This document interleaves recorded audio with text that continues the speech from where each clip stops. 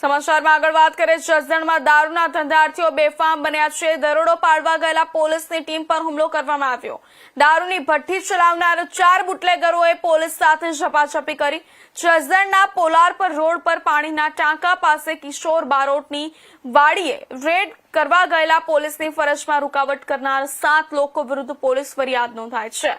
Red દરમિયાન હાજર આરોપીને પોલીસ પકડવા જતા પોલીસ સાથે ઝપાઝપી કરી પોલીસનો ફોન પણ છૂટવાનો પ્રયાસ કર્યો। એક હસુ સોલંકી, બીજો કિશોર રેણુકા અને હસમુખ રેણુકા ઉપરાંત દિનેશ બારોટને પોલીસ દ્વારા પોલીસ સ્ટેશન લઈને આવતા તેમના સગાવાલા પાછળથી પોલીસ સ્ટેશન દારૂ પીધેલી હાલતમાં દોડી આવ્યા હતા અને એક નિર્મળ ગૌતમ હિરેપ્રા, સંજય હસમુખ રેણુકા અને પ્રશાંત બળવંત રેણુકા દારૂ પીધેલી હાલતમાં પોલીસ સ્ટેશન આવી પોલીસ પર ખોટા કેસ કરીશું ભલે 5 લાખ રૂપિયા બગડી જાય તેવી ધમકી આપતા તેમના વિરુદ્ધ પણ ફરજમાં રૂકાવટનો ગુનો નોંધી તેમની ધરપકડ પોલીસ દ્વારા કરવામાં આવી હતી।